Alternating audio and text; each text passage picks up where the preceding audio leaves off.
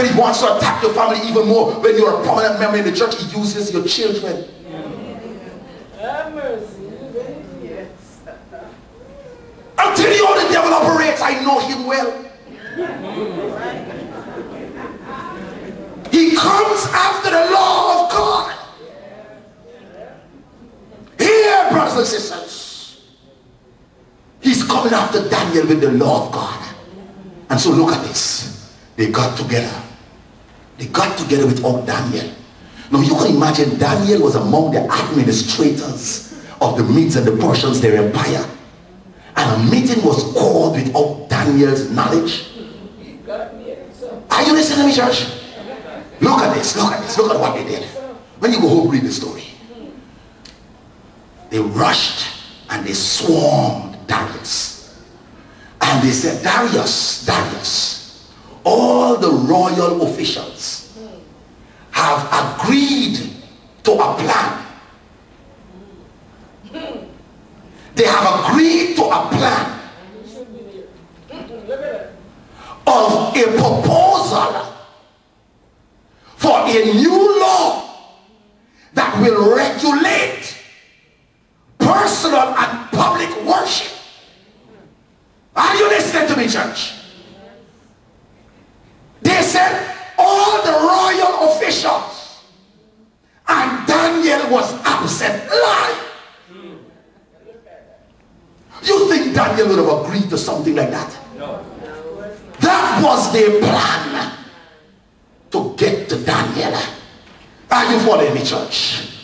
They said, listen, Darius, in this plan, this proposal for a law, we will regulate personal and public worship for a period of 30 days.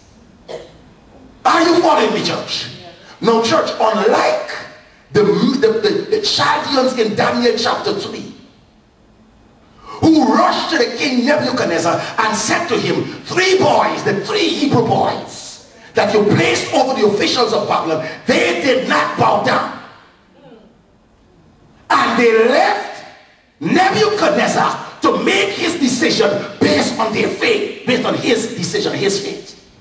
They said, Nebuchadnezzar, you decide your fate. It's up to you. We are telling you. You give us a law. These 3 boys did not bow down.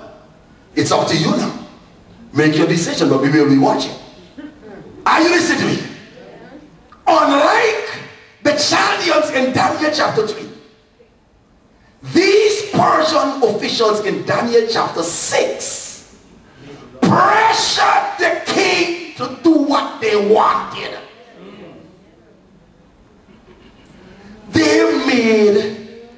They made the proposal themselves. And then they pressured him to approve it and make it a law. You know why they wanted them to make it a law?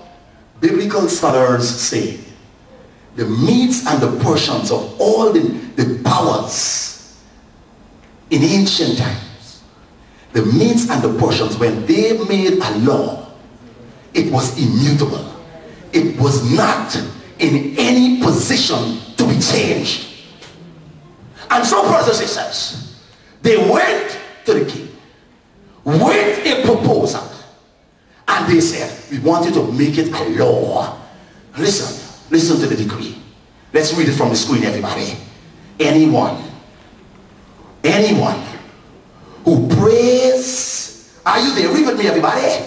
Anyone who prays to any god or man during the next 30 days, except you, okay, shall be thrown into the lion's den. Shall be thrown into the lion's den. Now, Church of the Living Lord, why the lion's den? Now, when you hear something like that in today, you will start to mock and laugh and think it's a fairy tale, because they're talking about lions den. And so you will say, once upon a time. Once upon a time? That is no fairy tale. In ancient days, in ancient times, just like how you use the firing squad and the electric chair, in ancient times, they threw you among wild beasts. Are you following me, church? Look at this. Everybody, reader, help me read this. I'm telling them, reader, that in ancient times, this was the custom of death, throwing you among wild beasts. What it says, reader, read it for me. Or the Assyrian text. Oathbreakers were put into cages with wild animals set up in the city square to be publicly devoured. Listen, this is an Assyrian text. This is history. It is saying, brothers and sisters, that oathbreakers were put into cages with wild animals set up in the city square to be publicly devoured. And let me tell you more, even in the early church, the New Testament times, they threw the Christians. Have you ever read the book of Martyrs? Even in the New Testament times, where Church of the Living Lord, the law that they proposed to the king, he sanctioned it. Darius sanctioned it. He put his seal upon it. It is now law. Are you listening to me, church? It is no law. And listen, it cannot be changed. It's immutable. But you know what, Sister Maureen? You know what, Elder Gladstone? Daniel's life was governed by another immutable law. Are you listening to me, church? I said Daniel's life was governed by another immutable law. Here he was in a position to obey the law of man or obey the law of God. Here he was in a position to obey God or to obey man. Have you ever found yourself in that position? Have you ever found yourself in that position where Daniel's life was governed by another immutable law, the 10 commandments that was given since Moses? Are you listening to me? The 10 commandments. Quickly, let's just run it through because I want to give you a quick idea. When you go home reading, it's found in Exodus 20. How many of you normally read the 10 commandments?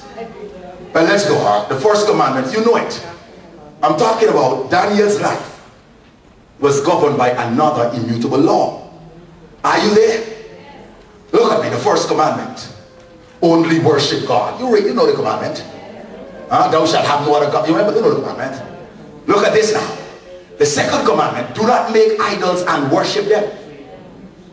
Daniel knew this commandment. There is no way you could have gotten him to bow down to Darius or to pray to Darius, because Daniel knew that God is always against worshiping other gods. Are you listening to me, church? The third commandment, God's name is holy. You know the commandment, thou shalt not take the name of the Lord thy God in vain. The fourth commandment, God is creator. You know the commandment, remember the Sabbath day to keep it holy. 6 days shalt thou labor and do all thy work, but the seventh day is the Sabbath of the Lord thy God. And it went on to say that God is the one who created heaven and earth. Are you there, brothers and sisters? This is the fourth commandment. The fifth commandment, children, respect and care for your parents. The sixth commandment, treat everybody's life as sacred. Thou shalt not kill. The seventh commandment, marriage is holy and honorable, and the bed undefiled. You know that one? You know that one, church? Yeah, we've got to remind ourselves of the law of the living Lord. Are you there? And the eighth commandment, thou shalt not steal. The ninth commandment, speak the truth, thou shalt not lie. The 10th commandment, covetousness is wrong. Daniel knew God's law. Do you know God's law? But brothers and sisters, when you know God's law, you gotta stand for God's law. With God's law, you don't compromise. Why you think Exodus tells us that God wrote the 10 commandments with his own finger on tables of stone and give it to Moses? Why did he write it himself on tables of stone? Because God meant that his law must never be changed or altered. Are you listening to me, Daniel knew it. Don't tell me that God's law doesn't stand. Don't never tell me that God's law is abolished when the Bible tells us in the last book of the Bible, in the last book of the Bible, in the very last book of the Bible, before you close it, God wanted you to read this. Here is the patience of the saints. Here are they that keep the commandments of God and the faith of Jesus Christ. Here are the patience of the saints. Those who will be going to heaven will be called saints, because Jesus will make you a saint. And Jesus is saying that you've got to keep his law.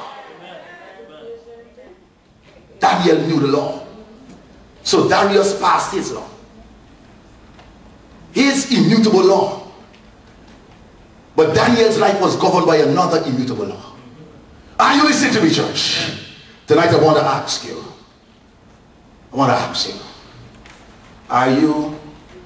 Are you allowing your life to be governed by God's law? Are you listening to me, church? Are you allowing your life to be governed by God's law? Arrest and sentence. Isn't that the second part of Daniel chapter 6? I give you the 5 parts, you remember? Talk to somebody next to you and say, wake up, don't sleep so early. Now the second part. Arrest and sentence. Remember Daniel. Remember there's now a law, Daniel. Remember that Darius issued a new law. Let us read now. Everybody, go to your Bibles. Or look on the screen. Anywhere you want to follow. Let's read it together. What it says, reader. Verse 10. Now when Daniel knew that the writing was signed, yes, he went into his house, and his windows being open in his chamber towards Jerusalem, he kneeled upon his knees 3 times a day, and prayed, and give thanks before his God, as he did aforetime. Yes. Then these men assembled and found Daniel praying and making supplication before his God. Yes. Then they came near and spake before the king concerning the king's decree. Hast thou not signed a decree that every man shall ask petition of any god or man within 30 days? Yes. Of thee, O king, shall be cast into the den of lions. Then king answered and said, the thing is true according to the law of the Medes and the Persians, yes, which altereth not. Then answered they and said before the king, that Daniel, which is of the children of the captivity of Judah. Hold on, he said Daniel of the captivity of Judah. Continue. Regardeth not thee, O king, yes, nor the decree that thou hast signed, but maketh his petition 3 times a day. Hold on, he said, listen, they were really looking. They were really spying. They counted. And you know what's about this thing? They knew that even though they may not have taken photographs, if Daniel is called and asked, not like some Christians.